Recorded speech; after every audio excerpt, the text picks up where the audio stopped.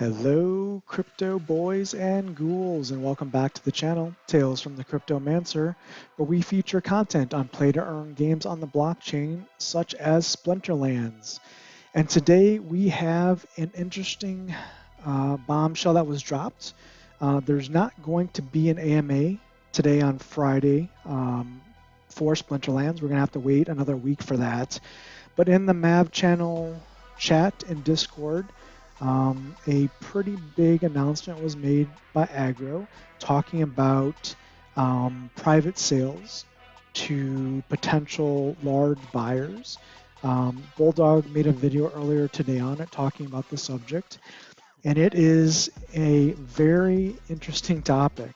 As Agro would say, push and shove, people, push and shove, because the FOMO just got real in here. So what I'm sharing on the screen is just one screenshot from the MAV chat on Discord. I would suggest going in there if you haven't and take a look at some of the comments.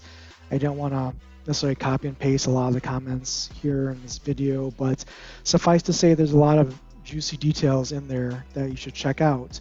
But as Agro mentions here in this post here, there's 7 to 9 guilds that he's talking to directly about large purchases, over 100,000, likely a million plus, with guilds like YGG and others that are going to likely get to take a part in the general sale and skip the line that everyone else has to essentially wait in.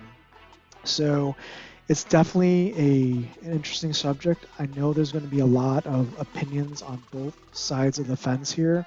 I'll try and give my opinion and break down both perspectives. But what I can say here is if you have vouchers and you're selling them, you may want to think that strategy. And if you were looking at buying vouchers, you may want to buy sooner than later, because it's going to be very interesting.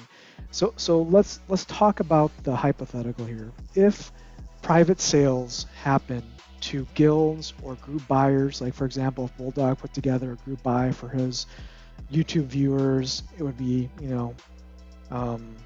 interesting because you're not dealing with Splinterlands for purchasing your packs. You're now dealing with a third party, Bulldog or any other third party that you would want to go into a pool with, which adds risk to that whole scenario. But if you were to do that, you would essentially be able to skip the line of the general sale, which, if it's like any other NFT general pre-sale, there's going to be site crashes, there's going to be bots purchasing lots of items and NFTs, and it's just a recipe for disaster and for disappointment, honestly.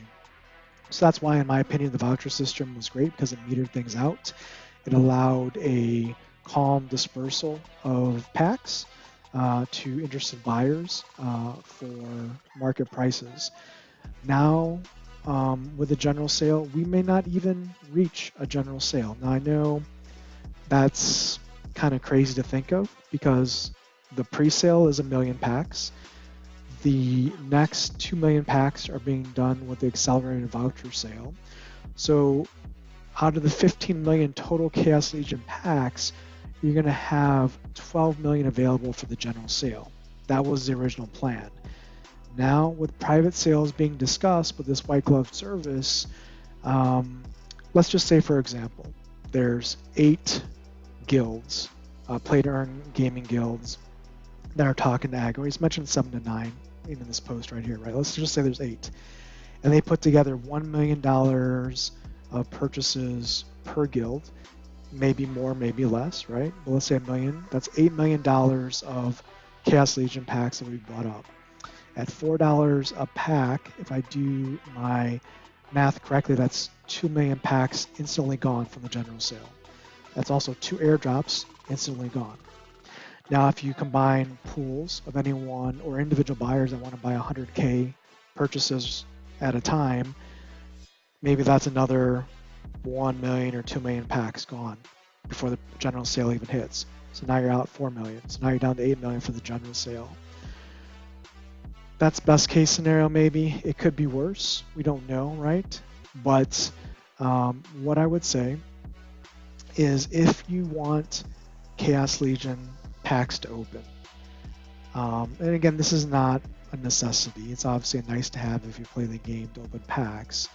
But you're probably going to have to pay a premium. You're probably going to want to use vouchers to make sure you guarantee airdrops, make sure you guarantee to get your packs, because I'm afraid most of the Splinterlands community is likely going to have to experience Chaos Legion through market purchases and market rentals, because it's looking more and more like big investors are coming into Splinterlands and looking to make big purchases. Now, this is, I think, long-term good for the game, because if we get a lot more players into the game, playing the game actively and not just dropping packs in the sale, the Hive Engine marketplace, and dumping packs and walking away from the game and not playing the game, that's just extra, cost into the ecosystem that's unnecessary. But if we actually have guilds coming in and bringing thousands or tens of thousands of players into the game's ecosystem and generating interest in more hype and FOMO, right? It's good for everyone who holds assets in the game today. I think if you look at the math in the last, I don't know, several months, I think players in the game have seen, I forget what the statistic was in Mav chat, I think it was 10x on their card collection value, just in card collection, not talking about staked SPS or any other benefits of the game like land and other things, but just card value. If you put $1,000 worth of packs or cards into the game a couple months ago, it'd be worth 10,000 now. We can see a similar effect potentially happen after Chaos Legion, with these guilds purchasing assets in the game and bringing players to the game, where if you own, any assets in the game, it can multiply by 10x or higher potentially. So before we trash aggro and the Splinterlands dev with this arrangement, yes, it might mean that people don't get all the packs that they want. But if you're playing the game, you're in the game, you're at bronze, you're at silver, you're earning your rewards cards, you have assets in the game, those assets are going to go up. And like Dwayne Cunningham says, it's the snowball effect. Things keep multiplying and getting bigger and bigger. And if you're in the game early, which you are if you're listening to this video, you definitely have a chance to see great gains of your investments and your cards, your NFTs in this game. So what I would say to be, I guess, a negative view of this, or a negative take of this activity is, should you really as a company be using the general sale of the Chaos Legion packs as your marketing budget? And what I mean by that is, yes, they're bringing in maybe tens of thousands of new players into the game through this private sale, but you're also taking those packs away from players that are playing the game now and have invested their time and money into the game, and not giving them a chance to get those packs. So if you want to bring in tens of thousands of players, my take on this is have a marketing budget, make some commercials, advertise on YouTube. You don't need to take away from invested players in the game and take away benefits from them, right, as part of the Chaos Legion general sale. Again, also, this has never been discussed as part of the general sale mechanics. I guess, as Darth Vader would say, prepare, be thankful I don't, alter the deal any further, right? So yes, things can change. Obviously, the devs have that ability to change things. But I think here, in this case, there's a lot of people that aren't going to see the forest, the trees, and see this as a very negative light. And they may leave the game, and that would be, really bad, because obviously if you're playing the game, and we don't want to see new players leave the game. So I think, getting players at the expense of other players that are in the game already is not necessarily the best use of the Chaos Legion general sale. I think a marketing budget could definitely bring in more players. And also, if you look at DApp Radar, if we have hundreds of thousands of daily active users and we have over 1 million unique accounts, if YGG brings in 10,000, new users to the game, that's a small drop in the bucket. I mean, they're getting that many new daily users on a daily basis with no marketing. So if they just marketed more, increase their budget, or increase their efforts, they wouldn't have to do this in the general sale. Because what you're doing by having these private sales is you're basically saying to the general users, you've waited patiently, maybe you haven't bought vouchers or you haven't staked SPS, but your chance to buy packs and get airdrops, we're just gonna have people skip the line through these guilds and purchase in front of you. And to me, if you were in the group that was looking to purchase in the general sale, that just leaves a bad taste in your mouth, because you've been told all along that if you want to get guaranteed purchases of Chaos Legion packs, you got to stake SPS. But these guilds, with their millions of dollars and bringing their millions of dollars to bear here, are not staking SPS. They're not. They haven't invested necessarily into the game thus far. So why should they get special treatment? And that's fair, right? I think that's a fair sentiment and a fair question, because again, if they want to buy millions of dollars, have them hit the general sale, have them hit the purchase, whenever it goes live, and have them experience crashing of the site if that happens, like everyone else. And I understand the counterpoint to this is, hey, they're coming with $1 million purchase. You don't just have someone drop $1 million off, along with everyone else buying, $4 Happy Meals. So I understand there's a white glove aspect to this. Again, I'm not sure the private sale, unlimited private sale in this case, is necessarily the right way to go about this. But we shall see. But what can be certain out of this announcement for sure is going to have polarizing effects on the community. Whether you love it, whether you hate it, it's definitely going to be some conversation and some YouTube videos like this being created about this topic.